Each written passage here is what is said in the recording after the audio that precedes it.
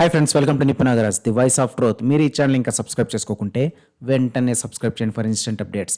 ఇక ఈరోజు మా టాపిక్, అరే సాంబార్ శంకరం అంకుల్ ఇటు రా ఓ పాలి అని చాలా ఆవేశపూరితంగా పిలుస్తున్నారు మన ట్రేడ్ పండితులు.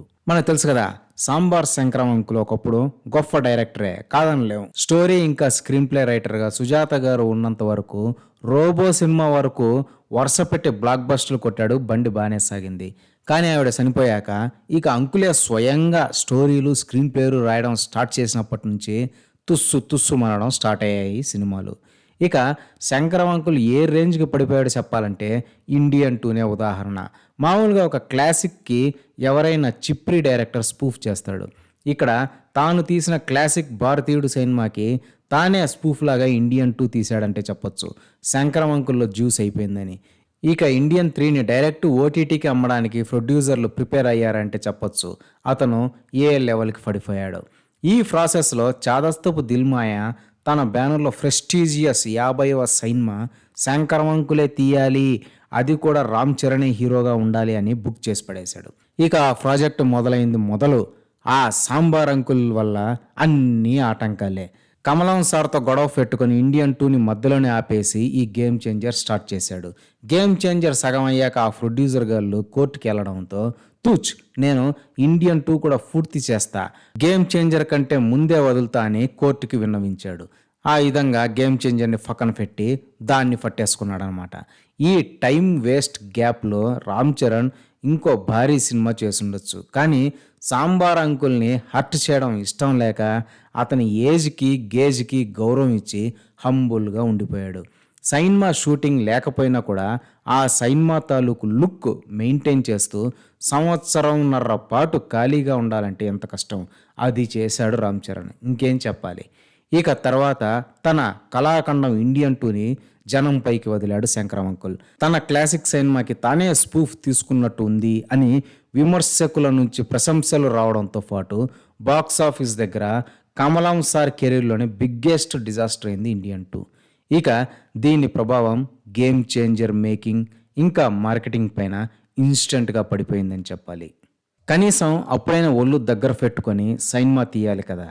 కానీ గుజ్జు అయిపోయిన శంకరం సార్ మ్యాటర్ లేని సబుబిలని ఎంత రుద్దినా అదే నొరగా అన్నట్టు అదే శాదస్తం అదే లడ్డూలో మేకింగ్ చేస్తూ వెళ్ళిపోయాడు. ఇక గేమ్ చేంజర్ని ఎంత దారుణంగా గ్రాంటెడ్గా తీసుకున్నాడో చెప్పాలంటే, ఈ సినిమా కోసం ఏకంగా 5 గంటల ఫుటేజ్ షూట్ చేశానని స్వయంగా చెప్పుకొచ్చాడు శంకరం సార్ ఒక ఇంటర్వ్యూలో. అలా 5 గంటల సినిమా ఫుటేజ్ని సగం కట్ చేసి 2.5 గంటల సినిమాగా ఎడిట్ చేశాడనమాట. అంటే మిగతాదంతా వేస్ట్గా షూట్ చేసినట్టే. అసలు ఇట్లాంటి బాధ్యత లేని డైరెక్టర్ గాలని వాళ్ళ బ్యాక్గ్రౌండ్ కూడా చూడకుండా గాల్లో ఎగరేస్తన్నాలి. మరి అంతే కదా, బౌండెడ్ స్క్రిప్ట్ ఉంటే 5 గంటల ఫుటేజ్ తీయాల్సిన అవసరమే రాదు కదా.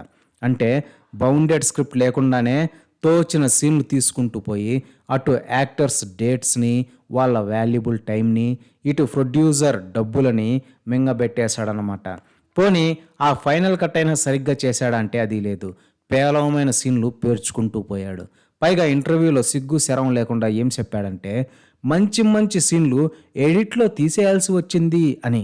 ఆ ఇంటర్వ్యూ వింటే అసలు ఈ అంకులు ఎలా లెజెండరీ డైరెక్టర్ అయ్యాడో అర్థం కాదు అని అనుకుంటారు ఈ జనరేషన్ కిడ్స్.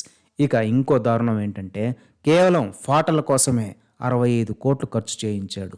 బుద్ధి జ్ఞానం ఉన్నవాడు ఎవడైనా చేసే పనేనా ఇది? హీరో ప్రొడ్యూసర్ గమ్మునున్నారు కదా అని ఇలా విచ్చలివేడితనాన్ని ప్రదర్శిస్తారా ఎవరైనా?